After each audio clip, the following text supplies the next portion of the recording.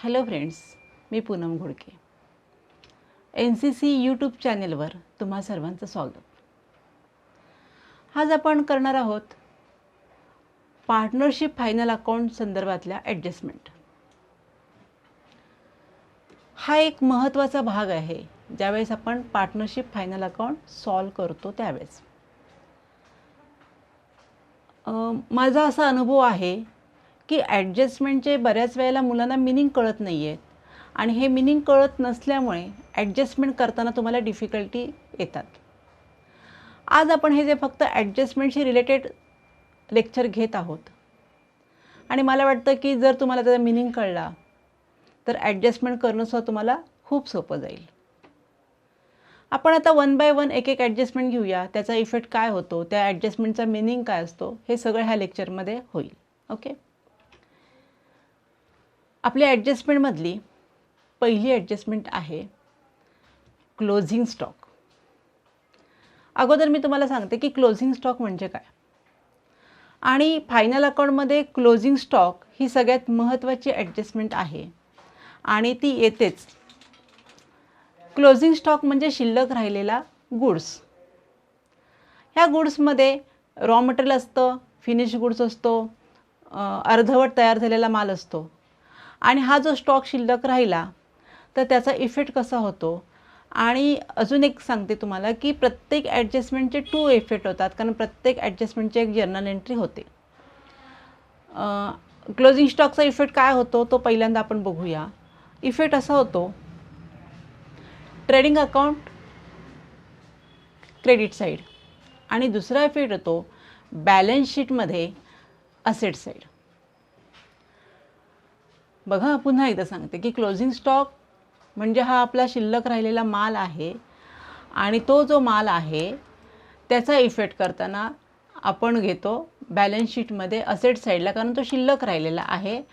आणि अजून एक इफेक्ट होतो ट्रेडिंग अकाउंटच्या क्रेडिटला. ट्रेडिंग अकाउंटच्या क्रेडिट साईडला लिहिताना काय लिहायचं तर क्रेडिट अकाउंटच्या ट्रेडिंग साईडला लिहिताना आपण लिहितो बाय क्लोजिंग स्टॉक आणि बॅलन्स शीटमध्ये लिहिताना आपण फक्त क्लोजिंग स्टॉक लिहितो.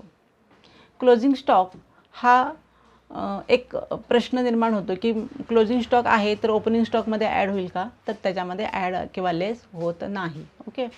मग आपल्याला क्लोजिंग स्टॉकचे 2 इफेक्ट समजलेले आहेत. ट्रेडिंग अकाउंटच्या क्रेडिट साईडला आपण लिहितो बाय क्लोजिंग स्टॉक आणि बॅलन्स शीटमध्ये लिहितो आपण असेट साईडला ॲज अ क्लोजिंग स्टॉक. ही येणारी नेहमीची ॲडजस्टमेंट. आता आपण जाऊया सेकंड ॲडजस्टमेंटला. सेकंड ॲडजस्टमेंट आहे आउटस्टँडिंग एक्सपेन्सेस. आउटस्टँडिंग एक्सपेन्सेस म्हणजे काय हे अगोदर आपण समजून घेऊया. आउटस्टँडिंग एक्सपेन्सेस म्हणतो त्यावेळेस ट्रेडिंग अकाउंटच्या डेबिटला वेजेस असतं किंवा प्रॉफिट अँड लॉसच्या डेबिटला सॅलरीज आहे, कमिशन आहे, डिस्काउंट आहे, रेंट आहे, प्रिंटिंग अँड स्टेशनरी आहे. हे सगळे खर्च म्हणजे जे जे खर्च येतात ह्या सगळ्या खर्चांना आपण काय म्हणतो, एक्सपेन्सेस म्हणतो. आणि आउटस्टँडिंगचा मिनिंग काय होतो की खर्च हे आपले द्यायचे राहिलेले आहेत. फॉर एक्झाम्पल, पूर्ण वर्षाची वेजेस आहेत आपले 30,000. किती आहेत, 30,000. आणि ह्या 30,000मधून आपल्याला एक 1,000 वेजेस दिलेले नाही आहेत, म्हणजे that is the expenses of the firm. आणि हे जे 1,000 एक्सपेन्सेस आपण दिलेले नाही आहेत म्हणजे आपल्याला द्यायचे आहेत. बघा मी काय म्हणते, वेजेस जो 30,000 आहे त्यातले 1,000 आपल्याला वी हॅव टू पे, मला द्यायचे आहेत. It's our liabilities. ओके. आणि वेजेस ज्यावेळी आपल्याला द्यायचे आहेत तर तो पुढच्या वर्षी का होईना आपल्याला द्यायचं आहे, म्हणजे वेजेस आपले वाढत आहेत, इन्क्रीज होत आहेत. आणि म्हणून ह्याचा आपला इफेक्ट असा होतो, first effect add in expenses. जर तुम्ही वेजेस घेतलं असेल आउटस्टँडिंग तर वेजेसमध्ये ॲड होईल. तुम्ही सॅलरी घेतलं असेल तर सॅलरीमध्ये ॲड होईल. जो जो एक्सपेन्सेस असेल त्या एक्सपेन्सेसमध्ये लिहिताना आपण लिहितो ॲड आउटस्टँडिंग वेजेसमध्ये ॲड करून अमाऊंट आउटरला घ्यायची आहे. आणि मी मगाशीच म्हटलं की 1000 आपल्याला पे करायचे आहेत. यावर्षी मी पे केलेले नाही आहेत, पण मला पुढच्या वर्षी पे करायचे आहेत. That is our liabilities, that is our firms liability. आणि मग सेकंड इफेक्ट आपला येतो बॅलन्स शीटमध्ये लायबिलिटीज साईडला. ओके, हे झाले आपले 2 इफेक्ट आउटस्टँडिंग वेजेसचे. आता आपण जाऊया पुढच्या ॲडजस्टमेंटला. आणि आपली पुढची ॲडजस्टमेंट आहे प्रीपेड एक्सपेन्सेस.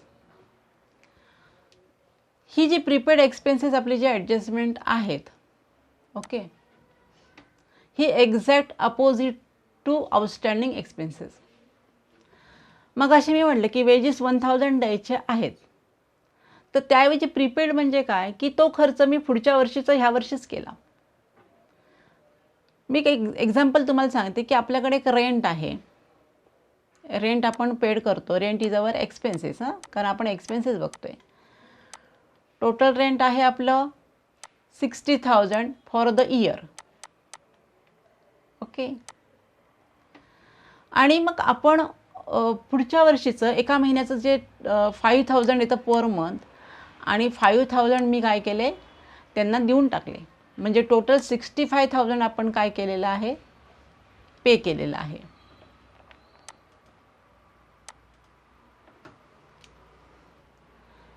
प्रीपेड एक्सपेन्सेसमध्ये मी एक एक्झाम्पल घेते आहे रेंटचं.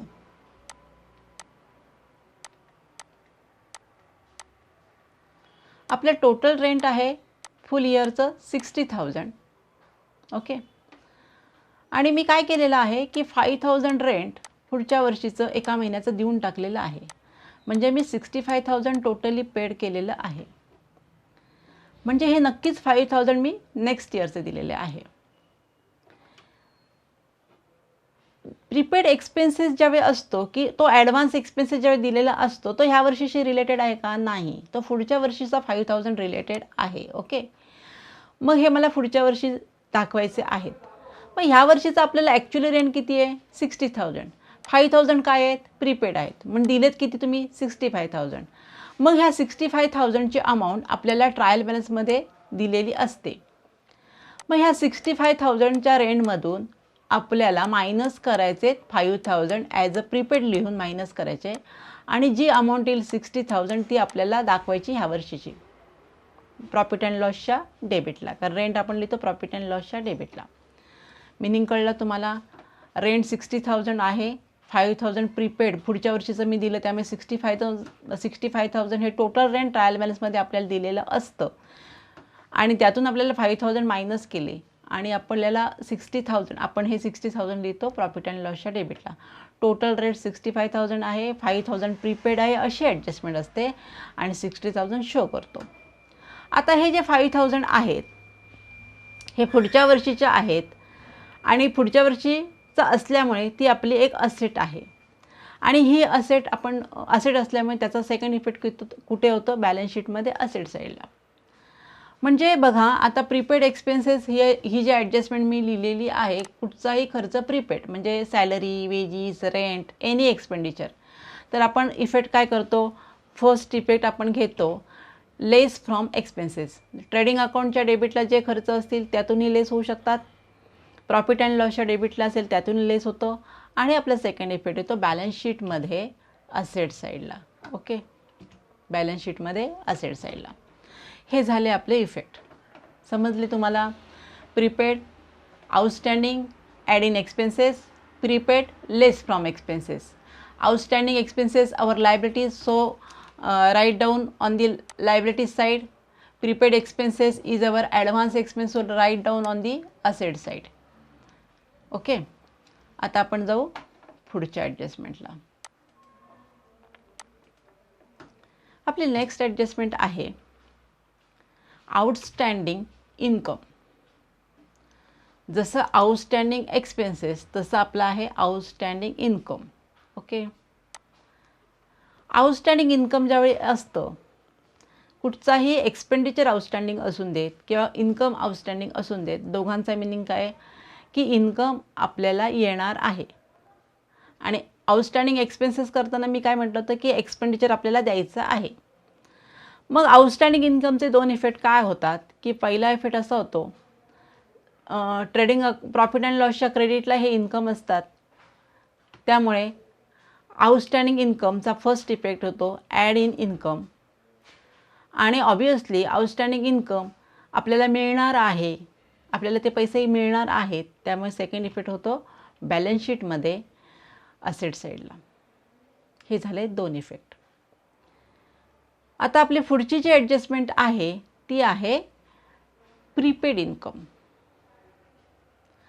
जसं प्रीपेड एक्सपेन्सेस तसंच आपलं आहे प्रीपेड इन्कम. हे इन्कम आपलं प्रीपेड ॲडव्हान्स घेतले आपण, जे पैसे पुढच्या वर्षी येणार आहेत ते मी ह्याच वर्षी घेतलेले आहेत. मग प्रीपेड इन्कम ज्यावेळी असतं त्यावेळी नक्कीच ते पुढच्या वर्षीचं असल्यामुळे आपण त्या इन्कममधून काय करणार, लेस. मग प्रॉफिट अँड लॉसच्या क्रेडिटला पहिला इफेक्ट होतो लेस फ्रॉम इन्कम. मग प्रॉफिट अँड लॉसच्या क्रेडिटलाच तो इन्कम असणार की नाही, मग त्यातून आपण लेस करतो.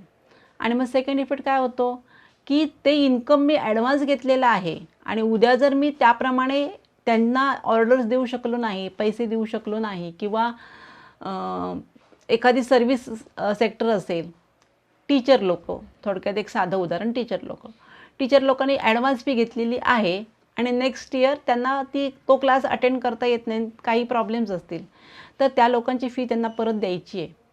म्हणून ती काय आहे, आपली लायबिलिटीज आहे. आणि लायबिलिटीज असल्यामुळे ती नक्कीच बॅलन्स शीटमध्ये आपण लिहितो लायबिलिटीज साईडला. ओके, म्हणजे प्रीपेड इन्कमचे इफेक्ट काय होतात, लेस फ्रॉम इन्कम, आणि बॅलन्स शीटमध्ये आपण कुठे लिहितो आहे, लायबिलिटीज साईडला. ओके, हे झाले आपले इफेक्ट. आता ह्या सगळ्या ॲडजस्टमेंटपैकी एक ठरलेलं 1-2 ॲडजस्टमेंट एक्झामला येऊ शकतात. आता आपल्याला पुढची ॲडजस्टमेंट बघूया.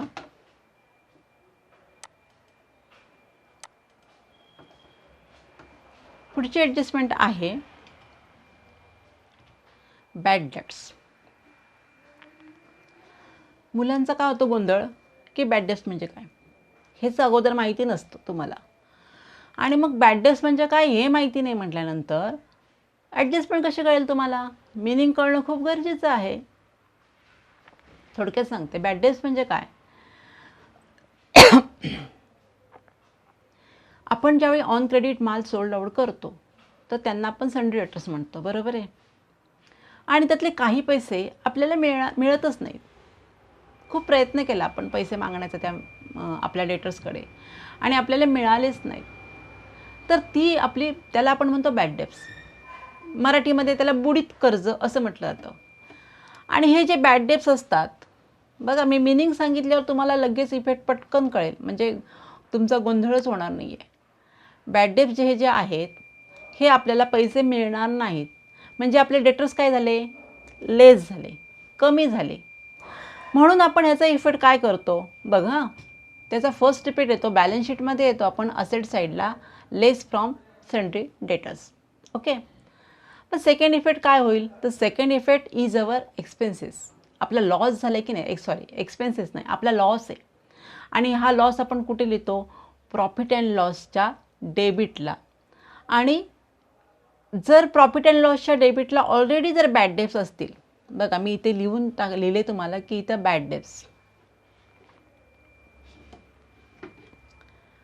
हे जर बॅड डेट्स आपल्याकडे असतील, ओके, तर ह्या बॅड डेट्समध्ये आपण ॲड करतो. हे बॅड डेट्स म्हणजे गेल्या वर्षीचे बॅड डेट्स, त्या बॅड डेट्समध्ये आपल्याला ॲड करायचे आहेत. आणि हे जे आता आपण ॲडजस्टमेंटमध्ये करतो हे आपली न्यू बॅड डेट्स आहेत, ह्या वर्षी झालेले बॅड डेट्स आहेत. आणि म्हणून ते सन्ड्री डेटर्समधून आपल्याला काय करायचे आहेत, लेस करायचे आहेत. लक्षात ठेवा, लेस फ्रॉम सन्ड्री डेटर्स आणि ॲड इन बॅड डेट्स. असंही असतं की बॅड डेट्स नाही आहेत गेल्या वर्षीचे, चांगली गोष्ट आहे ना, व्यवसाय खूप छान चालतो आहे, बॅड डेट्स नाही आहेत, लोक पैसे देतात वेळेवर आपल्याला. मग काय करायचं हाही प्रश्न पडतो मुलांना. आणि मग बॅड डेट्स नसतील तर प्रॉफिट अँड लॉसच्या डेबिटला 2 बॅड डेट्स म्हणा आणि ही अमाऊंट लिहा. म्हणजे ह्या वर्षीच्या बॅड डेट्स आपण लिहिले, गेल्या वर्षीच्या बॅड डेट्समध्ये ॲड करायची गरज नाही, कारण गेल्या वर्षीच्या बॅड डेट्स नाहीच आहेत. गेल्या वर्षीच्या बॅड डेट्स असेल तर त्या बॅड डेट्समध्ये ॲड करा असं मी म्हटले, आणि गेल्या वर्षीच्या बॅड डेट्स नसतील तर त्या बॅड डेट्समध्ये ॲड करू नका. 2 बॅड डेट्स लिहा आणि अमाऊंट लिहून टाका. ही झाली आपली बॅड डेट्सची ॲडजस्टमेंट. समजली तुम्हाला? आता आपण नेक्स्ट ॲडजस्टमेंटला येऊया. नेक्स्ट ॲडजस्टमेंट आपली आहे बॅड डेट्स अँड RDD.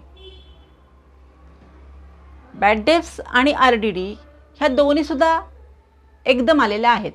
म्हणजे ॲडजस्टमेंट कशी असते की एक बॅड डेट्स आणि RDD ज्यावेळी येते त्यावेळी मी तुम्हाला एक ॲडजस्टमेंट सांगते, जस्ट बोलून बोलते तुमच्याशी, की अशी ॲडजस्टमेंट आहे.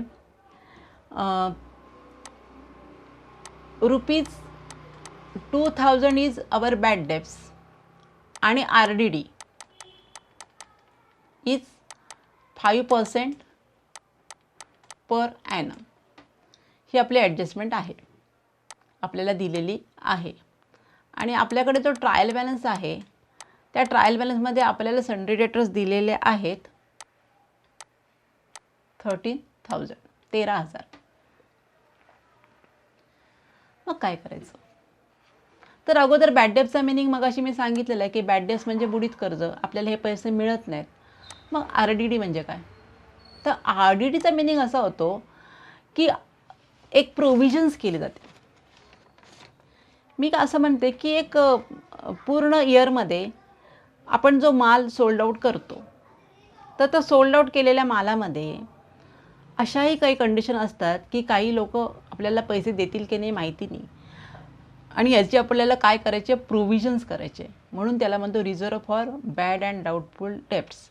रिझर्व थोडक्यात बाजूला काढून ठेवलेले पैसे. तर हा जो रिझर्व आहे, ही जी प्रोव्हिजन्स आहे, ही आपण केलेली किती, 5%. ही आपल्याला ॲडजस्टमेंट आहे. आणि 2000चे काय आहेत, बॅड डेट्स. ओके, अशा आपल्याला ॲडजस्टमेंट दिल्यात. तर आपल्याला कसं करायचं आहे? तर आपण येतोय बॅलन्स शीटमध्ये असेट साईडला सन्ड्री डेटर्स आपण लिहितोच आहे. ओके, आणि ह्या सन्ड्री डेटर्समध्ये किती आहेत सन्ड्री डेटर्स, 13,000. हे आपल्याला बॅलन्स शीटमध्ये ट्रायल बॅलन्समध्ये दिलेले आहेत 13,000. ओके,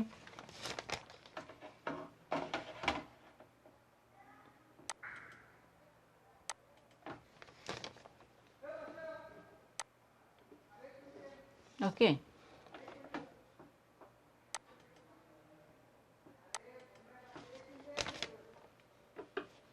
सन्ड्री डेटर्स आपल्याला दिलेले आहेत 13,000, आणि हे मी असेट साईडला लिहिलेले आहेत. तर पहिल्यांदा आपल्याला काय करायचं आहे, हे जे बॅड डेट्स आहेत हे पहिले आपल्याला मायनस करायचे आहेत सन्ड्री डेटर्समधून. मग इथे लिहितो आपण लेस बॅड डेट्स. ओके, आणि जे 2000 आहेत ते 30,000च्या मी खाली लिहिले. तर 13,000मधून 2000 गेले, अमाऊंट आली 12,000. ओके, आणि हे जे 12,000 आहेत ह्या 12,000वरती RDD 5%ची आपल्याला प्रोव्हिजन्स करायचे आहे. मग 12,000वरती 5% आपल्याला येत आहेत 600, आणि हे सुद्धा आपल्याला काय करायचे आहेत, लेस करायचे आहेत, आणि इथे लिहायचं RDD. ओके, म्हणजे 2000 बॅड डेट्स लेस केले, 600 RDD आपण लेस केली, आणि आपल्याला जी अमाऊंट मिळते आहे ती आहे 11,400. हे आपण आउटर लिहिले. ही झाली आपला एक इफेक्ट. आणि मग सेकंड इफेक्ट करताना आपण कुठे जातो आहे की प्रॉफिट अँड लॉसच्या डेबिटला. प्रॉफिट अँड लॉसच्या डेबिटला 2 बॅड डेट्स असतात आपल्याकडे. जर ओल्ड बॅड डेट्स असेल तर तिथे असून देत, पण हे बॅड डेट जे आहेत 2000 हे इथे आपण इनरला लिहितो, आणि ही जी 600 RDD आहे ती आपण ह्याच्यामध्ये काय करतो, ॲड करतो. किती आहे, 600, आणि आउटरला अमाऊंट येते 2600. आता बघा, इथे जर ऑलरेडी जर बॅड डेट्स असतील ट्रायल बॅलन्समध्ये आपल्याला दिलेले, तर ती अमाऊंट आपण इथे घेणार आणि मग ह्या टोटल अमाऊंटचे आपण काय करतोय, ॲडिशन्स करून आउटरला लिहितो इथे 2600. अशा प्रकारे हे आपण ॲडजस्टमेंट करतो. म्हणजे बघा इफेक्ट कसे होत आहेत, प्रॉफिट अँड लॉसच्या असेट साईडला लेस फ्रॉम सन्डी डेटर्स आणि second effect profit and loss debit side add in bad debts. म्हणजे हे सगळं प्रॉफिट अँड लॉसला आपण ॲड लेस करतो आणि इथे आपण सन्डी डेटर्समधून लेस, म्हणजे हे जे लिहिले लेस फ्रॉम सन्ड्री डेटर्स, तर डेटर्समधून आपण हे सगळे काय करतो, मायनस करतो आहे अमाऊंट ह्या सगळ्या. ओके. आणि आउटर लिहितो. प्रॉफिट अँड लॉसच्या डेबिट साईडला आपण बॅड डेट्स घेतो आणि बॅड डेट्समध्ये ॲड करतो आणि RDDसुद्धा आपण त्याच्यामध्ये ॲड करतो. ओके. हा झाला आपला बॅड डेट्स आणि RDDचा इफेक्ट. आता इथे इफेक्ट करताना अगोदर बॅड डेट्सच मायनस करायचे बरं का. हे बॅड डेट्स पहिले मायनस करायचे आणि मग RDD करायचं, उलटं करायचं नाही आहे. म्हणजे अगोदर RDD 5% काढून मग बॅड डेट्स मायनस करायचे नाही आहेत. आता आपले सगळे मार्क निघून जातील. केअरफुल राहावं लागतं थोडंसं. काही काही ॲडजस्टमेंट अशा असतात की पहिलं कोणतं करायचं आणि नंतर कोणतं करायचं, हे खूप महत्त्वाचं असतं. ही झाली आपली बॅड डेटची ॲडजस्टमेंट. आपण नेक्स्ट घेतो आहे ॲडजस्टमेंट डिप्रिसिएशन ऑन असेट. 11वीमध्ये झालेली आहे मस्तपैकी ॲडजस्टमेंट, तरीसुद्धा मी सांगते की डिप्रिसिएशनचा मिनिंग असतो की ब्रेकडाऊन ऑफ द मशीन किंवा त्याची झीज झाली आहे आणि हे जे काही झीज होतं मशीनचं त्याला आपण म्हणतो डिप्रिसिएशन. आणि एखादी मशिनरीचं ज्यावेळी काय म्हणतो आपण डिप्रिसिएशन होतं तिचं, त्यावेळी ते मशीनची व्हॅल्यू नक्कीच कमी होते, बरोबर आहे की नाही. आणि असेटमधून ती व्हॅल्यू आपल्याला काय म्हणजे ती असेटची व्हॅल्यू काय होते, कमी कमी होत जाते. जसं आपण एखादी गाडी 2 व्हीलर घेतो, 2 व्हीलर घेतल्यानंतर ज्या वर्षी आपण घेतो त्याची किंमत समजा 70,000 रुपये असेल, 70,000, आणि ती आपण एक 8-10 वर्षांनी विकतो, तर ते 70,000 मिळतात का आपल्याला, नाही मिळत. तर आपल्याला किती मिळतात, खूप कमी पैसे मिळतात. मग हे पैसे कमी का झाले, तर नक्कीच तुम्हाला कळलं की ती गाडी आहे ना, ती गाडी झिजली आहे. त्याचे थोडंसं त्याचं जी काही मेंटेनन्स वगैरे जरी आपण ठेवला तरी त्या गाडीची किंमत काय झालेली आहे, कमी झालेली आहे, कारण डिप्रिसिएशन झालेलं आहे.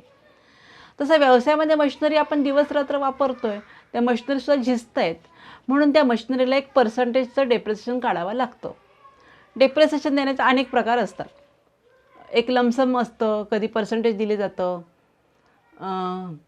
कधी त्या डायरेक्ट डेप्रिसिएशनची अमाऊंट दिली जाते की बाबा हे 200 डेप्रिसिएशन आहे, 2000 डेप्रिसिएशन आहे. आणि कधी कधी 10%, 5%, 2.5%, 7% असे डेप्रिसिएशनचे वेगवेगळे रेट असतात. तर ते पर्सेंटेज त्या असेटवर आपण घेतो आणि त्याचे तर इफेक्ट काय होतात, मगाशीच मी म्हटलं की डेप्रिसिएशन म्हणजे असेटची व्हॅल्यू कमी होते, म्हणजे काय करतो आपण, असेट्समधनं मायनस करतो. फॉर एक्झाम्पल मशिनरी असेल तर मशिनरीमधून मायनस, फर्निचर असेल तर फर्निचरमधून मायनस, असेटमधून आपण काय करतो, लेस फ्रॉम असेट, जी असेट आपल्याला सांगितलेली आहे त्या असेटमधून. आणि सेकंड इफेक्ट आपण घेतो प्रॉफिट अँड लॉसला येतो का, दॅट इज अवर लॉस, त्या प्रॉफिट अँड लॉसच्या डेबिट साईडला. हे झाले आपले 2 इफेक्ट. नेक्स्ट ॲडजस्टमेंट आहे goods lost by fire or theft. आपल्याकडे जो माल आहे तो चोरीला गेला, चोरी झाली, आणि ज्यावेळी चोरी होते मालाची त्यावेळेस त्याला म्हणतो आपण गुड्स लॉस्ट बाय फायर किंवा थेफ्ट. किंवा आग लागली आणि माल जळाला, हे आपण म्हणतो. आणि आग लागली आणि माल जळाला,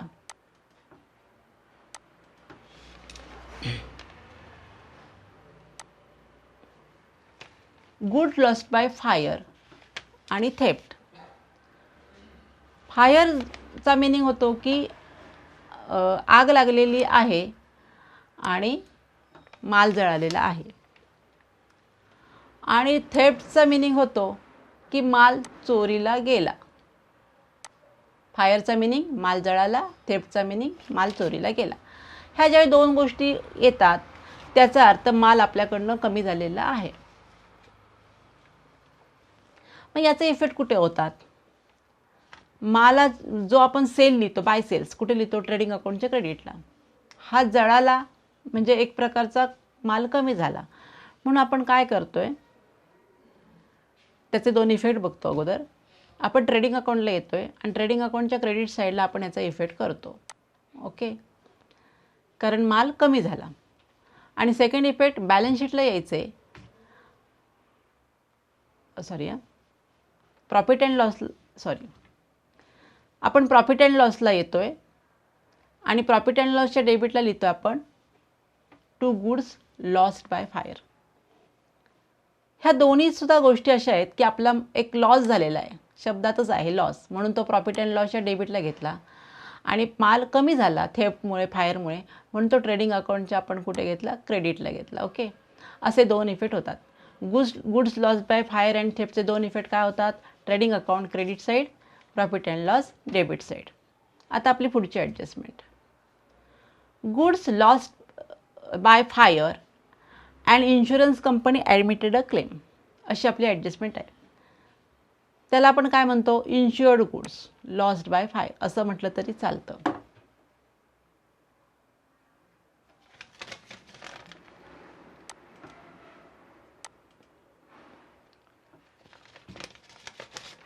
इन्श्युअर्ड गुड्स लॉस्ट बाय फायर.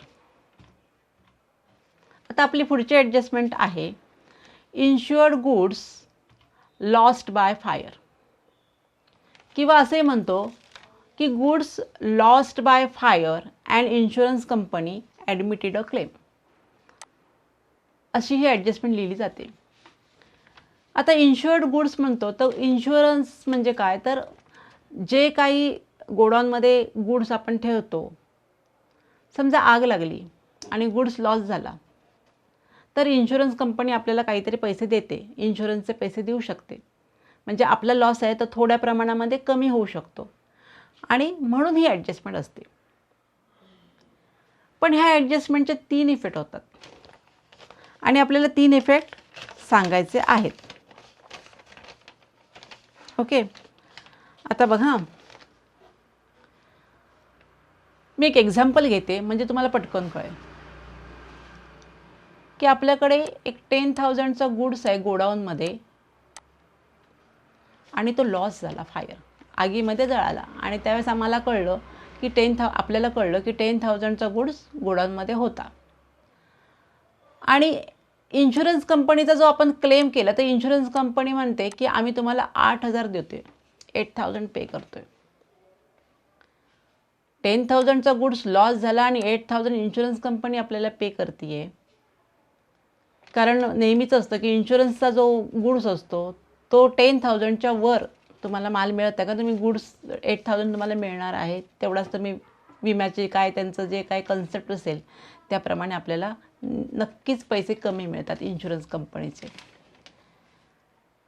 आणि मग तुमच्या लक्षात येतं की 10,000मधून जर 8,000 आपण मायनस केले तर आपल्याला 2,000चे माल जो आहे हा आपल्याला पूर्ण लॉस झालेला आहे. म्हणजे 2,000 हा लॉस आपल्याला बिअर करायचा आहे फर्ममध्ये.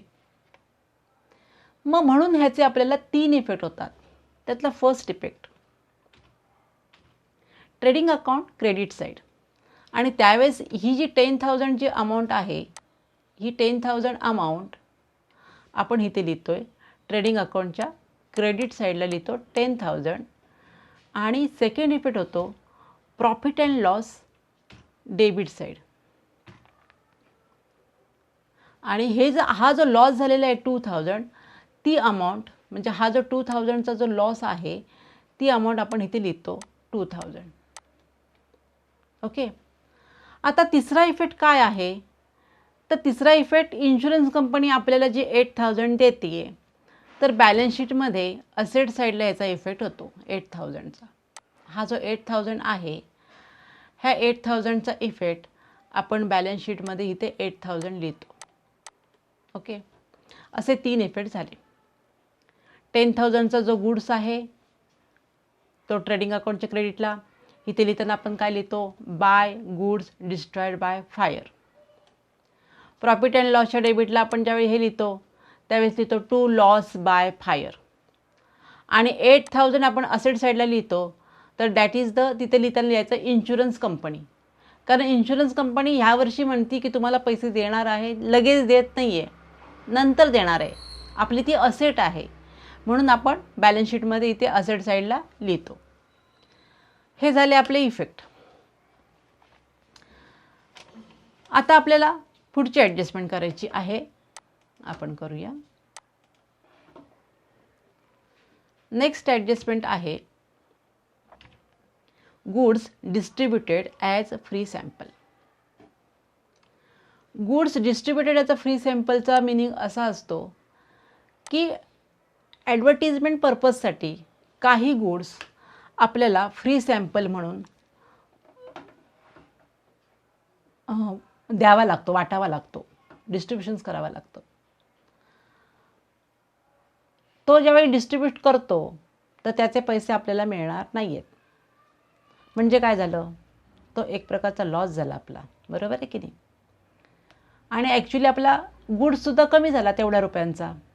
मग याचे इफेक्ट कसे होतील, तर याचे इफेक्ट करताना पहिला इफेक्ट होतो ट्रेडिंग अकाउंटच्या क्रेडिट साईडला, आणि सेकंड इफेक्ट होतो आपला प्रॉफिट अँड लॉसच्या डेबिट साईडला. Goods distributed as a free sample याचे दोन इफेक्ट झालेत.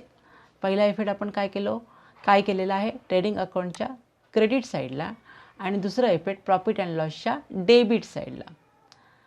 मग ट्रेडिंग अकाउंटच्या क्रेडिटला लिहिताना आपण काय लिहितो, by goods distributed as free sample. Okay. आणि मग प्रॉफिट अँड लॉसच्या डेबिटला तुम्ही to goods distributed as a free sample हेही लिहू शकता, किंवा बेस्ट टू ॲडव्हर्टिजमेंट, कारण ॲडव्हर्टिजमेंट पर्पजसाठी आपण गुड डिस्ट्रीब्यूट केलेला आहे. ओके. अशा आपल्या ह्या ॲडजस्टमेंट झालेल्या आहेत. आता आपण जाऊया पुढच्या ॲडजस्टमेंटला. पुढची आपली ॲडजस्टमेंट आहे अनरेकॉर्डेड परचेस. शब्दांमध्येच अर्थ आहे की रेकॉर्ड केलेलं नाही परचेस. मग ॲडजस्टमेंट कशी असते की goods purchase but not recorded in the purchase book किंवा not record in the accounts, असं एक सेंटेन्स असतं. परचेसमध्ये रेकॉर्ड केलं नाही तर रेकॉर्ड करून घेऊया ना आपण, म्हणजे परचेसमध्ये आपण ॲड करूया, बरोबर आहे की नाही. मग आपला पहिला इफेक्ट काय होतो, ट्रेडिंग अकाउंटला डेबिट साईडला ॲड इन परचेस, कारण ट्रेडिंग अकाउंटच्या डेबिटला परचेस असतो, त्यामुळे त्या परचेसमध्ये आपल्याला काय करायचं आहे, ॲड करायचं आहे. बघा, हे ॲड लक्षात ठेवा, ॲड इन परचेस. आणि सेकंड इफेक्ट होतो बॅलन्स शीटमध्ये लायबिलिटी साईडला add in sundry creditors, add in sundry creditors. Adjustment करताना बऱ्याच वेळेला मुलांची अशी कन्सेप्ट झालेली असते की एक ॲडजस्टमेंट ॲड तर एक ॲडजस्टमेंट लेस. तर नाही आहे, इथे तसं नाही झालेलं. इथे दोन्हीकडे आपण ॲड केलेलं. डिफरन्स तुमच्या लक्षात आला म्हणून मी गोल करून ठेवले मुद्दाम. अनरेकॉर्डेड परचेस, मग इथे ॲड का झालं मी सांगते, एक्सप्लेन करते. परचेसमध्ये ॲड करतोय हे तुमच्या लक्षात आलंच आहे, बरोबर आहे. पण सन्ड्री क्रेडिटर्समध्ये आपण ॲड का करतो, तर या परचेसचा रिलेटेड हा परचेस म्हणजे हा आपला क्रेडिट परचेस आहे असं मानलं जातं. आणि क्रेडिट परचेस ज्यावेळी असतो त्यावेळेस तो सन्ड्री क्रेडिटर्समध्ये आपण ॲड करतो. ओके. म्हणून सन्ड्री क्रेडिटर्समध्ये सुद्धा ॲड होतो, कारण सन्ड्री क्रेडिटर्स आपले वाढले, क्रेडिट परचेस वाढला म्हणून सन्ड्री क्रेडिटर्स वाढला, असं ते अझम्पशन्स असतं. अनरेकॉर्डेड परचेसचा इफेक्ट काय होतो, ॲड इन परचेस आणि ॲड इन सन्ड्री क्रेडिटर्स दोन्हीकडे ॲड येतात, लक्षात ठेवा, विसरू नका. नेक्स्ट ॲडजस्टमेंट आहे अनरेकॉर्डेड सेल्स. परचेससारखंच अनरेकॉर्डेड सेल्स म्हटल्यानंतर सेल्स झालेला आहे but no entry to be made in the sales book. मग आपण काय करणार, नक्कीच सेल्समध्ये ॲड करणार की नाही. मग चला आपण करूया, इफेक्ट बघूया. Trading account credit side add in sales, आणि याचा सेकंड इफेक्ट सेल्स वाढला तर आपले डेटर्स वाढले, म्हणून सेकंड इफेक्ट त्याचा येतो balance sheet, asset side, add in sundry debtors. इथे सुद्धा काय झालेलं आहे, दोन्ही इफेक्ट आपले ॲड झालेले आहेत. जसे अनरेकॉर्डेड परचेसचे ॲड केले तसेच अनरेकॉर्डेड सेल्सचे पण ॲड केले. ॲड इन सेल्स तुम्हाला कळलंच का, रेकॉर्ड केलं नाही, रेकॉर्ड करा, ॲड करा, वाढवा सेल. आणि डेटर्समध्ये काय आपण लिहितो तर सन्ड्री डेटर्स.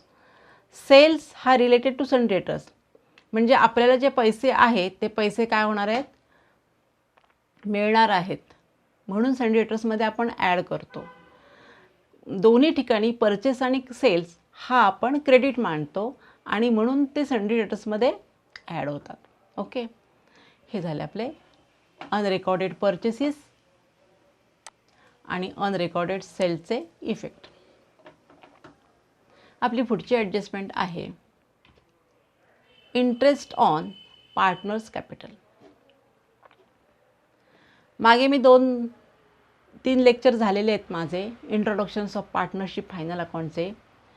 त्या लेक्चरमध्ये इंटरेस्ट ऑन पार्टनर्स कॅपिटलची प्रोव्हिजन्स वगैरे मी सगळं सांगितलेलं आहे.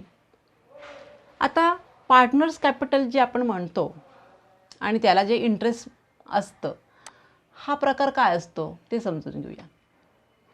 पार्टनर्स काय करत आहेत की पैसे गुंतवत आहेत. ओके, बिझनेसमध्ये ॲज अन कॅपिटल म्हणून ते इंट्रोड्यूस करत आहेत. आणि मग काही फर्मचे असे एक ॲग्रीमेंट असतं की प्रत्येक पार्टनरला आपल्याला इंटरेस्ट द्यायचा आहे आणि ते इंटरेस्ट त्याला दिलं जातं, जे काही ॲग्रीड पर्सेंटेज असेल त्याप्रमाणे. इंटरेस्ट ज्यावेळी दिलं जातं पार्टनरच्या कॅपिटलला, त्यावेळी नक्कीच तो फर्मचा एक्सपेन्सेस आहे, हे लक्षात घ्या. तुम्ही फर्मचा विचार करताय, तुम्ही पार्टनरचा विचार इथे करू नका.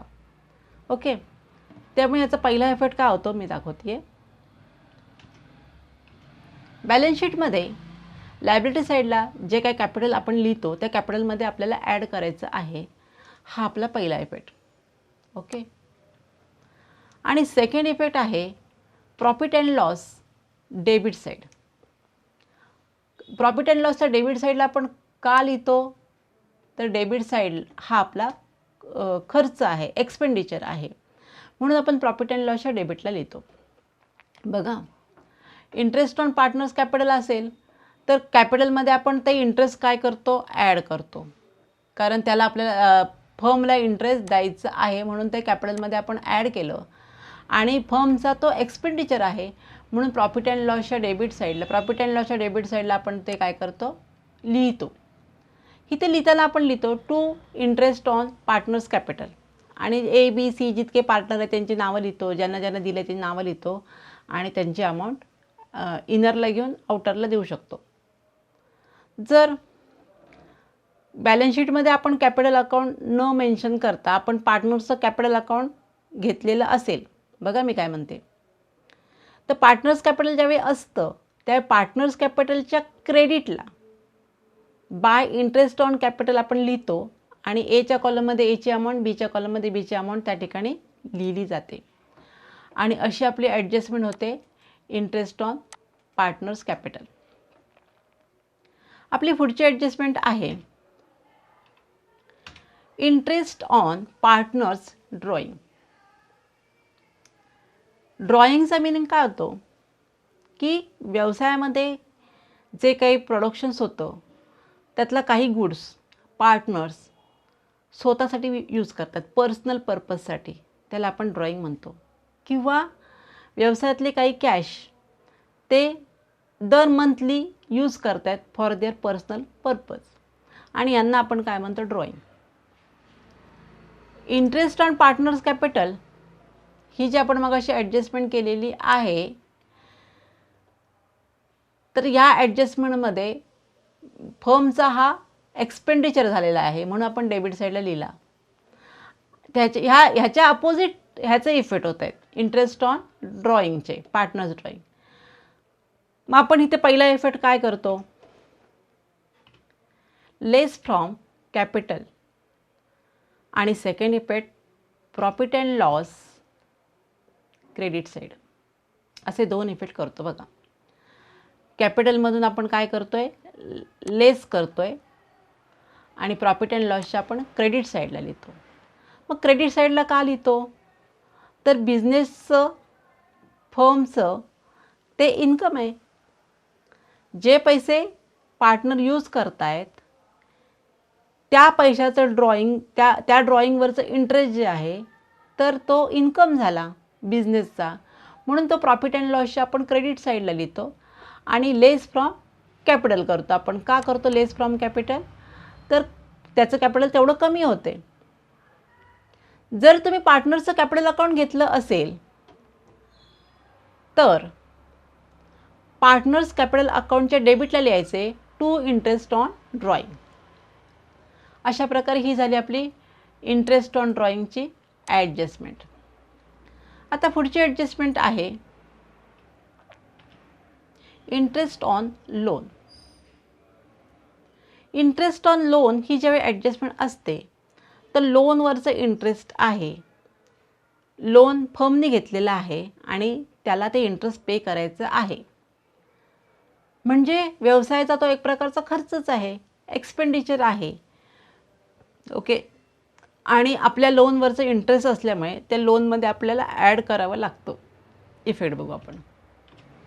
लायबिलिटी साईडला ॲड इन लोन आणि सेकंड इफेक्ट येतो प्रॉफिट अँड लॉसच्या डेबिट साईडला. लायबिलिटी साईडला जी लोनची अमाऊंट असते आपल्याकडे त्या लोनच्या अमाऊंटमध्ये ॲड म्हणायचं, ॲड इंटरेस्ट ऑन लोन. आणि प्रॉफिट अँड लॉसच्या डेबिट साईडला आपण का लिहितो? तर दॅट इज अवर एक्सपेंडिचर. फर्मचा एक्सपेंडिचर आहे म्हणून प्रॉफिट अँड लॉसच्या डेबिटला येतं. ही झाली आपली इंटरेस्ट ऑन लोनची ॲडजस्टमेंट.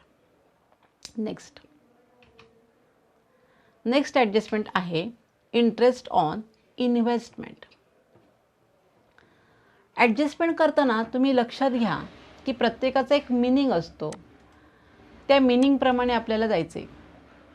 इंटरेस्ट ऑन इन्व्हेस्टमेंट हे ज्यावेळी येतं,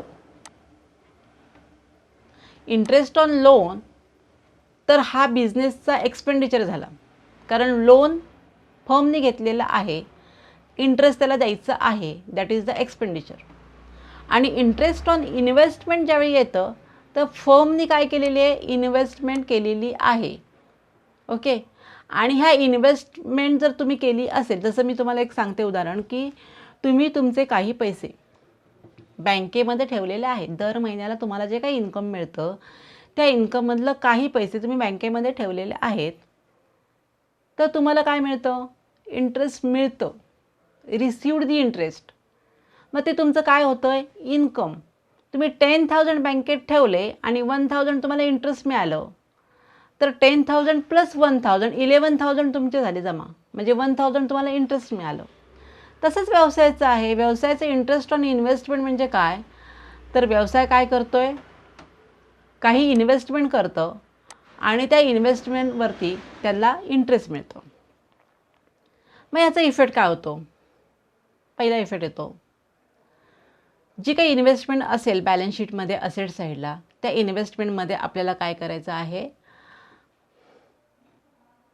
ॲड करायचं आहे. ओके.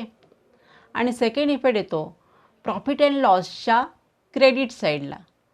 कारण क्रेडिट साईडला आपण का लिहितो? तर क्रेडिट साईड हे आपलं काय आहे? हे आपलं इन्कम सोर्स आहे, त्यामुळे आपण क्रेडिट साईडला लिहितो. इन्व्हेस्टमेंटमध्ये आपण ॲड करतो कारण इन्व्हेस्टमेंट आपली वाढली. आणि प्रॉफिट अँड लॉसच्या क्रेडिटला का लिहितो? तर हे आपलं इन्कम आहे, इंटरेस्ट इन्व्हेस्टमेंटचं. आणि म्हणून त्याचे इफेक्ट दोन होतात, की इन्व्हेस्टमेंटमध्ये ॲड आणि प्रॉफिट अँड लॉसच्या क्रेडिट साईडला. मी पुन्हा इंटरेस्ट ऑन लोनकडे जाते. इंटरेस्ट ऑन लोन लिहिताना हे इंटरेस्ट ऑन लोन ज्यावेळी घेतो मी दोघांचे कंपॅरिझन करून सांगते, म्हणजे ॲडजस्टमेंट पटकन कळते. इंटरेस्ट ऑन लोन म्हणजे फर्मनी लोन घेतलेला आहे त्यामुळे त्या लोनमध्ये ॲड होतं. इंटरेस्ट ऑन इन्व्हेस्टमेंटसुद्धा ॲड इन इन्व्हेस्टमेंट होतं बघा. दोन्हीकडे आपण कॉमन करतो आहे. Add in loan, add in investment दोन्हीकडे मी कॉमन केले. दोन्हीसुद्धा अमाऊंट आपल्या वाढत आहेत. पण लोनवरचं इंटरेस्ट एक्सपेंडिचर असल्यामुळे प्रॉफिट अँड लॉसच्या डेबिटला येतं आणि हे कुठे येतं? प्रॉफिट अँड लॉसच्या क्रेडिटला येतं. हा फरक आहे या दोघांमध्ये. कारण interest on loan that is our expenditure आणि interest on investment that is our income. ह्या झाल्या आपल्या इंटरेस्ट ऑन इन्व्हेस्टमेंटची ॲडजस्टमेंट. आता आपल्याला पुढच्या ॲडजस्टमेंटकडे यायचे. पुढची ॲडजस्टमेंट आहे reserve for discount on debtors. डेटर्सच्या संदर्भामध्ये काही रिझर्व्स असतात डिस्काउंटच्या संदर्भामध्ये, आणि हे जे रिझर्व येतात तर त्याचा इफेक्ट कसा येतो, तर फर्स्ट इफेक्ट येतो असेट साईडला जे डेटर्स असतात त्या डेटर्समधून आपल्याला लेस करायचे आहेत, आणि सेकंड इफेक्ट येतो आपण जे प्रॉफिट अँड लॉस घेतो त्या प्रॉफिट अँड लॉसच्या डेबिट साईडला येतो. बघा, ज्यावेळी हा रिझर्व असतो, डिस्काउंटसाठी थोडे पैसे बाजूला ठेवलेत, म्हणून आपलं जे सन्डी डेटर्स आहेत त्या सन्डी डेटर्समध्ये आपल्याला काय करायचं, लेस करायचं आहे, आणि प्रॉफिट अँड लॉसच्या डेबिटला आपल्याला तो रिझर्व दाखवायचा आहे की हा बिझनेसचा एक्सपेंडिचर आहे म्हणून आपण दाखवतो. आपण आता पुढची ॲडजस्टमेंट बघतो, reserve for discount on creditors. ह्याचा इफेक्ट कसा असतो की आपण लायबिलिटी साईडला येतो आहे आणि लेस फ्रॉम सन्डी क्रेडिटर्स, आणि सेकंड इफेक्ट येतो आहे प्रॉफिट अँड लॉसच्या क्रेडिट साईडला.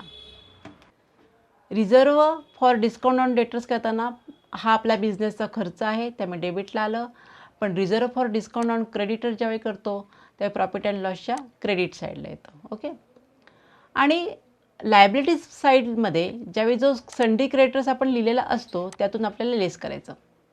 दोन ॲडजस्टमेंटच्या मी तुम्हाला कंपॅरिझन करून दाखवते. Reserve for discount on debtors less from sundry debtors, okay, आणि discount on creditors also less from sundry creditors. म्हणजे ह्या दोन्ही गोष्टी आपण काय केल्या, डेटर्समधून लेस आणि क्रेडिटर्समधून आपण लेस केलं.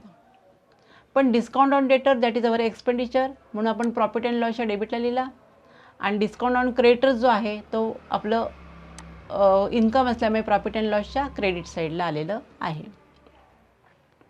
आता आपण पुढची ॲडजस्टमेंट बघूया. पुढची ॲडजस्टमेंट आहे बिल्स रिसिवेबल डिसऑनर्ड.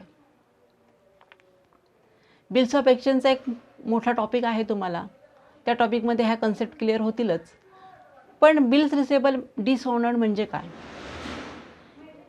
ज्यावेळेस आपण ऑन क्रेडिट सेल करतो सन्डी डेटर्सना, ऑन क्रेडिट सेल करतो त्यावेळी सन्डी डेटर्स आपले क्रिएट होतात, आणि त्यांना आपण एक रायटिंग करून पाठवतो की 2 महिन्यांनी तुम्ही मला पैसे देणार आहात, आणि जे रायटिंग केलेला जो कागद असतो, जो फॉर्म असतो, त्या फॉर्मला आपण म्हणतो बिल्स रिसिवेबल. ओके, आणि मग तो साईन करून कागद आपण आपल्याकडे ठेवतो ॲज अ प्रूफ. आणि 2 महिने होऊन गेले आणि आपल्याला डेटर्स जे लोक आहेत ते पैसे देत नाही आहेत, डिसऑनर्ड झालं. त्याची कारणं काय आहेत? खूप कारणं आहेत. हॉनर्ड झालं तर इट्स ओके, पण डिसऑनर्ड झालं की आपल्याला ते पैसे मिळणार नाही आहेत. मग याचे इफेक्ट काय करायचे? मिनिंग कळलं तुम्हाला? बिल्स रिसिवेबल डिसऑनर्ड म्हणजे जे मिळणारे पैसे आपल्याला आहेत सन्डी डेटर्सकडून त्यांचे पैसे मिळणार नाहीत, म्हणजे ते बिल डिसऑनर्ड झालेलं आहे. मग इफेक्ट कसे करतो आपण? ते इफेक्ट करताना पहिला इफेक्ट येतो असेट साईडला less from bills receivable. Bills receivable मिळणार नाही आहेत तर नक्कीच ते आपल्याला काय करायचे, लेस करायचे आहेत. आणि सेकंड इफेक्ट घेतो आहे आपण बॅलन्स शीटमध्ये असेट साईडला सन्डी डेटर्समध्ये आपल्याला काय करायचे आहेत, ॲड करायचे आहेत. पुन्हा एकदा सांगते, बिल्स रिसिवेबल ज्यावेळी डिसऑनर्ड होतात ते बिल्स रिसिवेबलचे पैसे आपल्याला मिळणार नाही आहेत, त्यामुळे बिल्स रिसिवेबल हे नक्कीच आपण कुठे लिहितो, असेट साईडला. त्यामुळे आपण काय करतो, लेस मिळणार नाही म्हणजे कमी मिळणार आहेत, नाहीच मिळणार आहेत. त्यामुळे बिल्स रिसिवेबलमधून आपल्याला काय करायचं ते लेस करायचे आहेत, आणि असेट साईडला आपण जे डेटर्स लिहितो आहे त्या डेटर्समध्ये ॲड करतो, कारण आपले सन्डी डेटर्स वाढले. जर पैसे दिले असते तर सन्डी डेटर्स आपले कमी झाले असते, पण त्यांनी पैसे दिलेच नाही आहेत म्हणून सन्डी डेटर्स आपले वाढलेले आहेत. हा त्याचा मिनिंग आहे. Next adjustment, bills payable dishonoured. जसं बिल्स रिसिवेबल डिसऑनर्ड तसं तुमचं बिल्स पेबलसुद्धा डिसऑनर्ड आहे. आणि इथे आपण काय करतो आहे, पहिला इफेक्ट बघूया अगोदर, मग मी एक्सप्लेन करते. फर्स्ट इफेक्ट आहे. बॅलन्स शीटमध्ये लायबिलिटी साईडला लेस फ्रॉम बिल्स पेबल. आणि next effect profit and loss आपण लायबिलिटी साईडला ॲड इन सन्ड्री क्रेडिटर्स. असे ह्याचे आपले 2 इफेक्ट होतात. जसं बिल्स रिसिवेबल डिसऑनर्ड तसंच बिल्स पेबल डिसऑनर्ड. आपल्याला जे सप्लायरला पैसे द्यायचे आहेत, सन्ड्री क्रेडिटरला पैसे द्यायचे आहेत, ते पैसे डिसऑनर्ड झालेत, आपल्याला देता येत नाही आहेत. त्याचे अनेक कारणं असतात. मग बिल्स पेबल डिसऑनर्ड म्हटल्यानंतर नक्कीच काय करतो आपण, लायबिलिटी साईडला आपण बिल्स पेबल लिहितो की नाही, तर त्यातून आपल्याला काय करायचे, लेस करायचे. आणि बिल्स पेबल लेस झाले म्हणजे नक्कीच आपले जे सन्ड्री क्रेडिटर्स आहेत ते आपले काय झाले, ॲड झालेत. आता परत मी काय करते, बिल्स रिसिवेबल ही जी मगाशी आपली ॲडजस्टमेंट आहे, ह्या दोघांची आपण कंपॅरिझन करू. बिल्स रिसिवेबल डिसऑनर्ड म्हटल्यानंतर आपण काय केलं की लेस फ्रॉम बिल्स रिसिवेबल. तर बिल्स पेबल डिसऑनर्डला काय केलं, लेस फ्रॉम बिल्स पेबल, दोन्हीकडे लेस. आणि बिल्स रिसिवेबल ज्यावेळी डिसऑनर्ड होतात त्यावेळी आपले ॲड इन सन्ड्री डेटर्स आपण करतो आणि इथे आपण काय करतो, add in sundry creditors. Okay, असे हे इफेक्ट झाले. आता आपण घेतोय पुढची adjustment, capital expenses included in revenue expenses. ही आपली ॲडजस्टमेंट आहे. आपण जो व्यवसाय आपण करत असतो त्या व्यवसाय करताना काही मायनर चुका अकाउंटंटकडून होतात, गडबडीमध्ये होतात. कॅपिटल एक्सपेन्सेस म्हणून जे काही एक्सपेंडिचर असतात तर चुकून रेव्हेन्यू म्हणून ट्रीट केले जातात. आता कॅपिटल एक्सपेंडिचर म्हणजे काय आणि रेव्हेन्यू म्हणजे काय, 1-2 मिनटं सांगते मी तुम्हाला. कॅपिटल एक्सपेंडिचर म्हणजे ज्या काही आपण असेट्स खरेदी करतो त्यासाठी होणारे खर्च, किंवा आपण लोन घेतो आहे तर लोनसाठी काही डॉक्युमेंट्स तयार करतो, लॉयरचे वगैरे फी देतो त्यासाठी येणारे खर्च, हे सगळे खर्च कॅपिटल एक्सपेंडिचर म्हणून म्हणले जातात. आणि ते सारखे सारखे करत नाही आपण. मग त्याचं जे नेचर असतं हे शॉर्ट, केव्हा तरी आपण सारखं लोन घेतो का दर महिन्याला नाही घेत, म्हणून त्याला कॅपिटल एक्सपेंडिचर म्हणतो. आणि रेव्हेन्यू म्हणजे डे टू डे एक्सपेंडिचर. आणि म्हणजे आपण rent, printing stationery, salary, wages हे जे रोजचे खर्च करतो, म्हणजे प्रॉफिट अँड लॉसच्या डेबिटला येणारे खर्च, ट्रेडिंग अकाउंटच्या डेबिटला येणारे खर्चांना आपण काय म्हणतो, रेव्हेन्यू एक्सपेन्सेस. आणि मग हे रॉंगली होतं, चुकून होतं. जर मी असेट खरेदी केली तर असेटसाठी येणारा जो खर्च आहे तो चुकून मी रेव्हेन्यूमध्ये दाखवला. आणि ह्याचे इफेक्ट कसे करायचे आहेत आपण बघूया.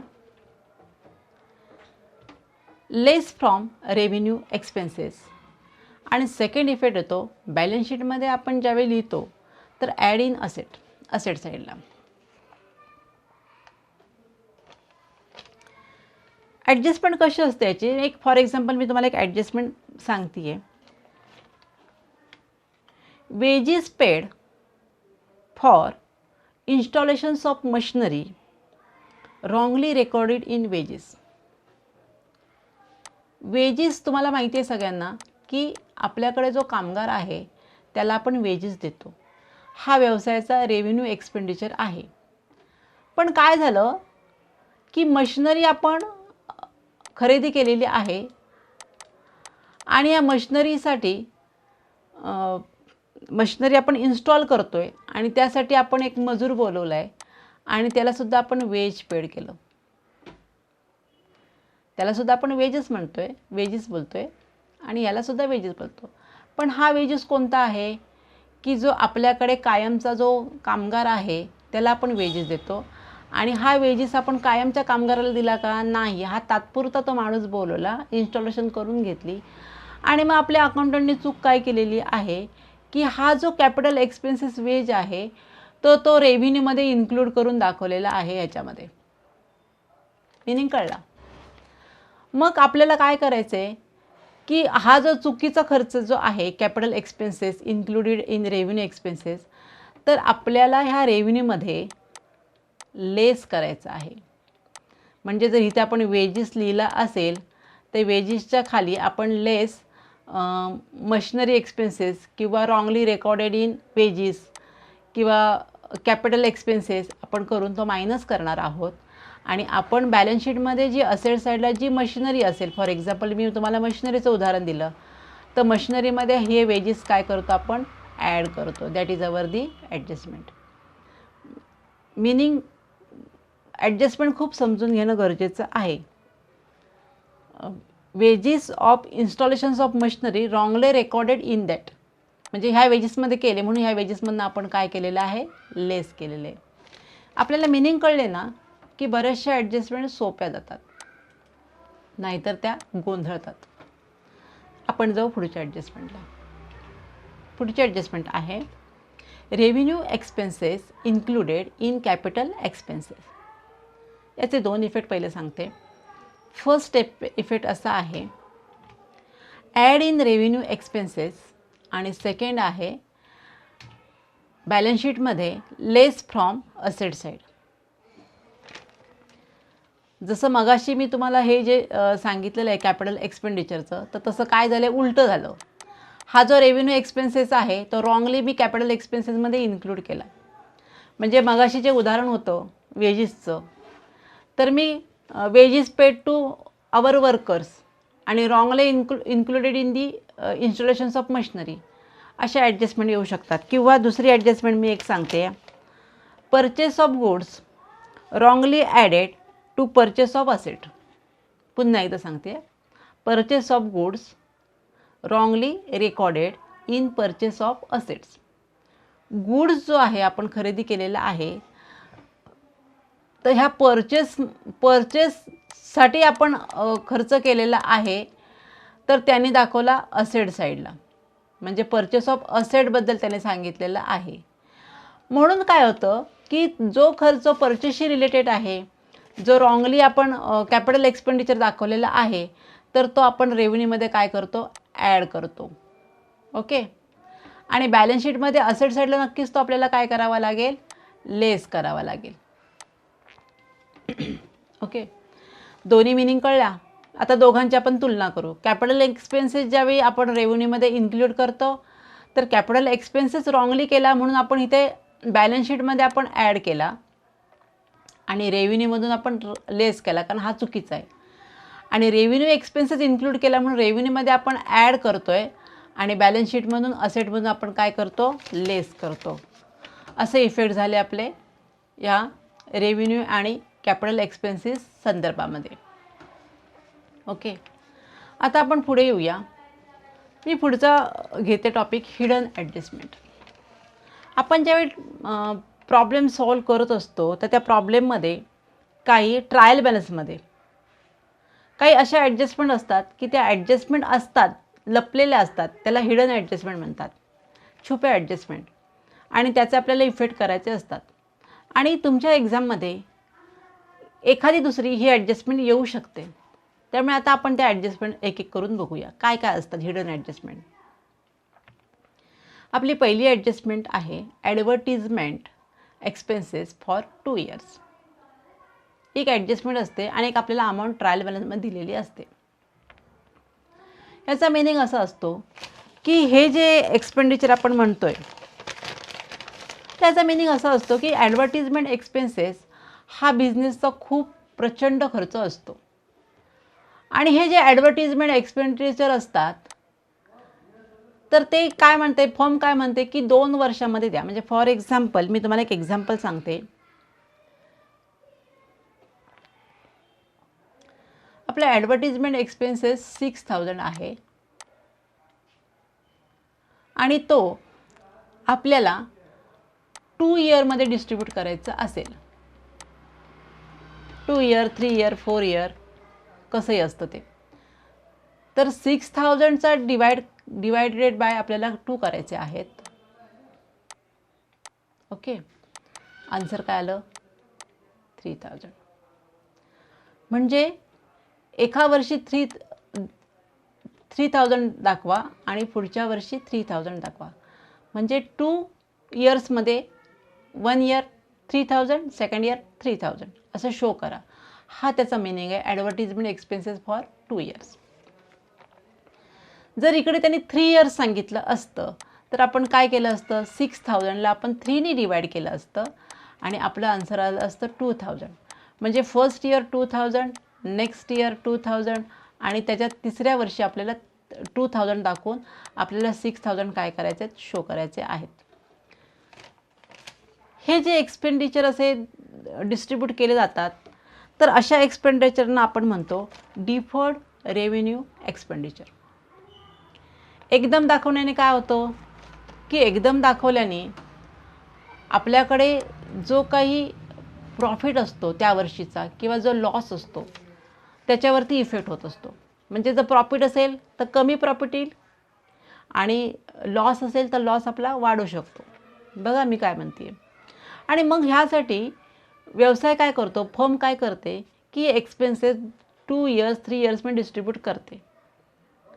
आणि मग त्याचे इफेक्ट काय होतात ते बघूया. पहिला इफेक्ट होतो प्रॉफिट अँड लॉसच्या डेबिटला ॲडव्हर्टिजमेंट जो असतो त्या ॲडव्हर्टिजमध्ये आपल्याला लेस करायला लागतो. काय करावा लागतो, मायनस करावा लागतो प्रीपेड म्हणून, त्याला आपण म्हणतो ॲज अ प्रीपेड. ओके. आणि मग सेकंड इफेक्ट बॅलन्स शीटमध्ये येतो.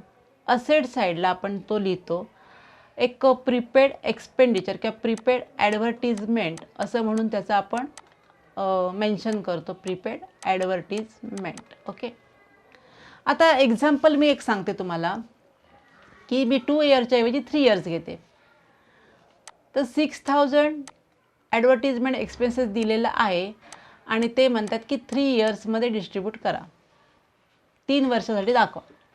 तर मग अशी मी सांगितलं की 6000ला मला डिवायडेड बाय 3 करायचं आहे आणि माझं जे काय आन्सर येईल ते किती येतं, 2000. ओके. मग आपण काय करतो की प्रॉफिट अँड लॉसच्या डेबिटला आपण टू ॲडव्हर्टिजमेंट 6000 लिहितो आहे आणि हे जे 2000 आपले आलेले आहेत ते मी आउटरला लिहिते 2000. मग ह्या दोघांमधला डिफरन्स किती आहे, 4000. आणि हा 4000 मला मायनस करावा लागेल आणि म्हणजे काय, जो डिवाइड करून आन्सर आलेला आहे ते मी आउटरला घेतलेला आहे. बघा, जे डिवाइड केले ते मी आउटरला घेतलेलं आहे आणि त्यातला डिफरन्स 4000 आहे. ते पुढच्या 2 वर्षामध्ये मला 2000 दाखवायचे आहेत. आणि हे जे 4000 आपण जे मायनस केलेले आहेत ह्याचं सेकंड इफेक्ट आपण कुठे घेतो, बॅलन्स शीटमध्ये असेट साईडला. ओके. अशा ह्या ॲडजस्टमेंट असतात. प्रीपेड म्हणजे आपली ही असेट आहे. आपण जातोय पुढच्या ॲडजस्टमेंटकडे. पुढची ॲडजस्टमेंट आहे rent or salaries for 10 months. 10 मंथची सॅलरी दिलेली आहे, 10 मंथचं रेंट दिलेलं आहे. म्हणजे 2 मंथचं रेंट आपण दिलेलं नाही. कारण ज्यावेळेस आपण हे रेंट किंवा सॅलरी देतो, हे जे एक्सपेंडिचर करतो किंवा जे फायनल अकाउंट करतो, हे फायनल अकाउंट 12 मंथचं असतं. बरोबर आहे. आणि 12 मंथशी रिलेटेड जे काही खर्च असतात ते आपण लिहितो. आता मी हे जे रेंटसाठी एक साधं एक्झाम्पल देते आहे की for example rent for 10 मंथसाठी 10,000 rent त्यांनी आपल्याला ट्रायल बॅलन्समध्ये दिलेलं आहे. तर आपण कॅल्क्युलेशन कसं करतो की हे जे 10,000 रेंट आहे हे फॉर 10 मंथ्स आहेत. तर तुम्हाला सांगितलंच मगाशी मी की 2 महिन्याचं रेंट काय झालेलं आहे, आउटस्टँडिंग आहे. बरोबर आहे. कारण 10 + 2 = 12 मंथ्स, कारण आपल्याला 12 मंथचा हिशोब करायचा आहे. आणि याचा आन्सर किती येते की ओके 2000. ओके. आणि हे जे 2000 जे रेंट आहे ह्या रेंटला आपण काय म्हणतो, आउटस्टँडिंग रेंट. पण ते आपल्याला ॲडजस्टमेंटमध्ये अमाऊंट देत नाही आहेत. ही छुपी ॲडजस्टमेंट आहे. फक्त काय लिहित आहेत, असंच लिहित आहेत. हे बघा, हे जे आपण लिहिले तसंच लिहितात, rent or salaries for 10 months. म्हणजे रेंट येईल, सॅलरी येईल, काही कोणताही एक्सपेंडिचर येईल, तर तो फक्त फॉर 10 मंथ्स मेन्शन केलेला आहे. तर तो आपल्याला 12 मंथसाठी घ्यायचा आहे. आणि मग आपण काय करतो की जी काय अमाऊंट असेल त्या अमाऊंटला जे काय मंथ्स त्यांनी दिले त्या मंथ्सने डिवाइड केले आणि मल्टिपल 2, कारण 10 मंथ्स दिले म्हणून मल्टिपल 2. जर इथे तुम्हाला 9 मंथ्स दिले तर आपण मल्टिपल काय केलं असतं, 3 केलं असतं. बरोबर आहे. कारण 9 + 3 9 + 3 = 12. ओके, म्हणजे हे तुम्हाला लक्षात आलं. आणि मग ॲडजस्टमेंट कशी करतो आपण? पहिला इफेक्ट काय करतो की आपण येतोय प्रॉफिट अँड लॉसला, डेबिट साईडला जे काही रेंट असेल त्या डेबिट साईडला रेंट आपण लिहितो आहे आणि त्या रेंटमध्ये आपण लिहितो आहे ॲड आउटस्टँडिंग. इथं आपण काय करणार आहे, ॲड आउटस्टँडिंग म्हणणार आणि ते रेंट त्याच्यामध्ये ॲड करून आउटरला अमाऊंट घेतो. आणि सेकंड इफेक्ट करताना आपण बॅलन्स शीटला येतो आहे आणि बॅलन्स शीटमध्ये लायबिलिटी साईडला रेंट आपल्याला द्यायचं आहे, दॅट इज अवर लायबिलिटी, म्हणून लायबिलिटी साईडला ते आउटस्टँडिंग रेंट असं आपण ते काय करतो, मेन्शन करतो. ओके, तर असे आपले इफेक्ट होतात. समजलं तुम्हाला? आता आपण जाऊया सेकंड ॲडजस्टमेंटला. नेक्स्ट ॲडजस्टमेंट,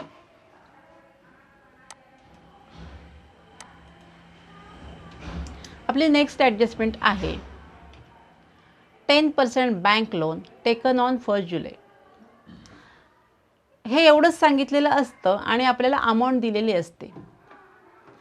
तर परत आपला प्रश्न पडतो की ॲडजस्टमेंट करायची कशी, कारण अमाऊंट दिलेली आहे. मग मी म्हटलं तुम्हाला की यांना आपण काय म्हणतो, छुप्या ॲडजस्टमेंट. 10% पण दिलेलं आहे, टेकन ऑन 1 जुलै दिलेलं आहे. कधी कधी टेकन ऑन 1 जुलै स्किप केलेलं असतं, देत नाही, फक्त 10% बँक लोन दिलं असेल तर बँक लोनचा आपल्याला इंटरेस्ट 10%नी पे करायचं आहे. तुम्हाला मी एक एक्झाम्पल सांगते की बँक लोन 20,000 आहे आणि इंटरेस्टचा रेट आहे 10% जो त्यांनी आपल्याला दिलेला आहे. आणि टेकन ऑन त्यांनी काय सांगितलेलं आपल्याला, 1 जुलै. 1 जुलै म्हणजे 1st 7 आपण 19 घेऊया, ही डेट घेऊया. तर आपलं इयर जे असतं, इयर कसं आहे बघा, आपलं इयर जर 31 डिसेंबर असेल म्हणजे 1 जानेवारीला स्टार्ट होतं आणि इयर संपतं आपलं 31 डिसेंबर 2019. हे आपण इयर लिहिलं. आणि आपण जे लोन घेतलेलं आहे हे लोन आपण जुलैमध्ये घेतलेलं आहे, 1 जुलैला. मग त्याच्या अगोदर आपण घेतलेलं नाही आहे, म्हणजे ह्याचा मागचा पिरियड आपल्याला काउंटिंग करायची काही गरज नाही. ज्या दिवशी आपण लोन घेतलेलं आहे त्या दिवसापासून 31 डिसेंबरपर्यंत आपल्याला मंथ्स काउंटिंग करायचे आहेत. ओके, मग इथे मंथ्स कसे होतात, तर जुलैचा एक मंथ्स, ऑगस्टचा मंथ, सप्टेंबरचा मंथ, ऑक्टोबरचा मंथ्स, नोव्हेंबरचा मंथ्स एक येतो आणि डिसेंबर. जुलै टू डिसेंबरमध्ये काउंटिंग जर तुम्ही केलं आणि जुलै 1 असल्यामुळे जुलै मंथ्स आपण काउंटिंगमध्ये घेतो, त्यामुळे किती मंथ्स झाले, 6 मंथ्स. ओके, आणि ह्या 6 मंथ्समध्ये आपल्याला इंटरेस्ट पे करायचं आहे त्याचं.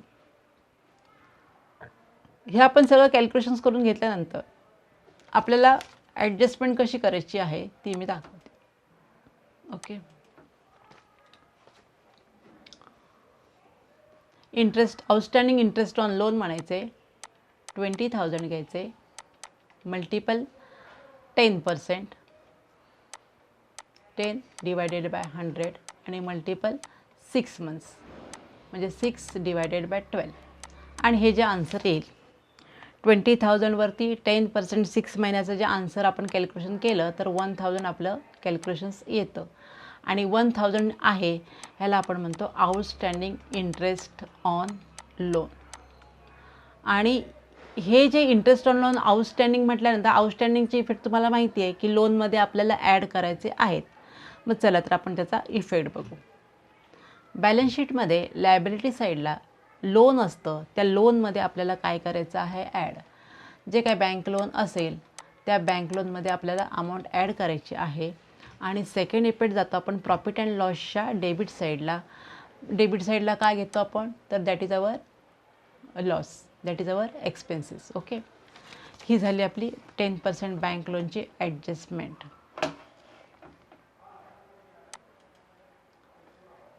आपली पुढची ॲडजस्टमेंट आहे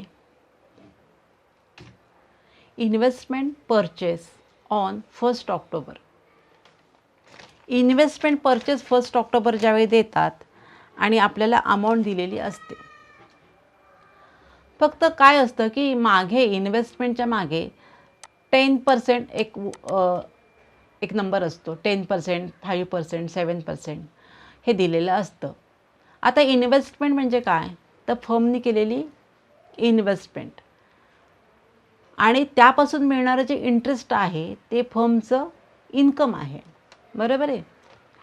मग असे आपण बँक लोनचं केलं होतं इथे, आणि बँक लोनचं इंटरेस्ट जे होतं तो त्या फर्मचं एक्सपेंडिचर होतं. पण फर्मनी जर इन्व्हेस्टमेंट केली असेल, शेअर्समध्ये असेल, फिक्स्ड डिपॉझिट काही घेतलं असेल, तर ह्या सगळ्या इन्व्हेस्टमेंटवरती जे काही त्याला पर्सेंटेजनी मिळणार आहे 10%, तर ते त्याचं इन्कम आहे, इंटरेस्ट. ओके. आणि मग ह्याचा इफेक्ट काय होतील, तर बॅलन्स शीटमध्ये आपण जातो, असेट साईडला इन्व्हेस्टमेंट दिलेली असते, तर असेट साईडच्या इन्व्हेस्टमेंटमध्ये आपल्याला हे ॲड करायचे असतात आणि नक्कीच ते बिझनेसचं इन्कम आहे. त्यामुळे प्रॉफिट अँड लॉसच्या क्रेडिट साईडला लिहितो आपण इंटरेस्ट ऑन इन्व्हेस्टमेंट. ओके. आता हे जे 1 ऑक्टोबर वगैरे ही जी डेट येते त्यावेळेस ते इंटरेस्ट नक्कीच थोडंसं मंथ वाईज आपल्याला कॅल्क्युलेशन करायचं आहे. मी आपलं एक एक्झाम्पल देते आहे की 6000चं आपली इन्व्हेस्टमेंट आहे. ओके, छुपी ॲडजस्टमेंट आहे आणि त्यांनी आपल्याला हे दिलं 10% इन्व्हेस्टमेंट परचेस ऑन 1 ऑक्टोबर हे सेंटेन्स दिलेलं आहे. तर 6000चं इन्व्हेस्टमेंट आहे आपल्याकडे आणि 10%चं त्याच्यावरचं इंटरेस्ट फर्मला मिळणार आहे आणि प्लस ते घेताना 1 ऑक्टोबरला घेतो, म्हणजे 1/10/2019. आणि माझं इयर ह्यावेळेस मी तुम्हाला 31 मार्च 2020 सांगते आहे. 1 ऑक्टोबर 2019ला मी आपण इन्व्हेस्टमेंट केलेली आहे आणि 3 मार्च 20ला ती इन्व्हेस्टमेंट आपलं फायनान्शियल इयर संपलेलं आहे. तर ऑक्टोबर टू 31 मार्च आपल्याला मंथ्स काउंटिंग करायचे आहेत, म्हणजे 10, 11, 12, 1 जानेवारी, फेब्रुवारी आणि मार्च.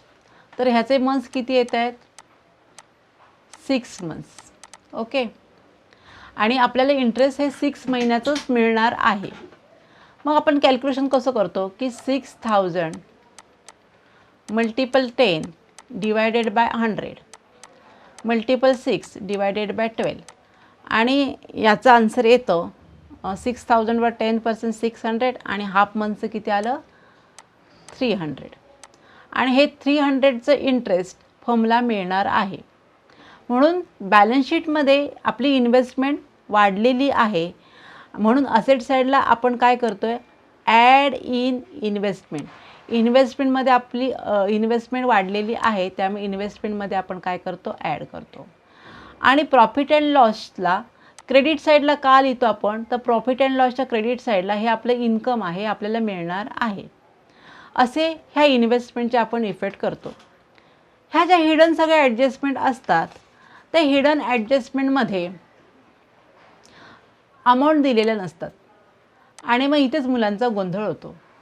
त्यामुळे अशा बऱ्याच अशा 3-4 ॲडजस्टमेंटपैकी एखादी दुसरी ॲडजस्टमेंट तुम्हाला येण्याची शक्यता असते. ॲडजस्टमेंटचं हे लेक्चर माझं संपलेलं आहे. मला वाटतं की तुम्हाला खूप छान कळलं असेल. तरीसुद्धा एखादी ॲडजस्टमेंट कळलेली नाही आहे तर नक्की मला कॉमेंट्स बॉक्समध्ये सांगा किंवा कळवा, मी एक्सप्लेन करेन. आणि ॲडजस्टमेंट करताना 2 इफेक्ट असतात, ते आठवणीने करा, विसरू नका. ॲडजस्टमेंटचा मिनिंग लक्षात घ्या. ॲडजस्टमेंट जर तुम्हाला छान आला तर तुमचं नक्कीच प्रॉब्लेम टॅली होईल आणि तुम्हाला आउट ऑफ मार्क मिळतील. त्यामुळे ॲडजस्टमेंटचा छान अभ्यास करा, छान मार्क मिळवा, खूप अभ्यास करा. थँक्यू.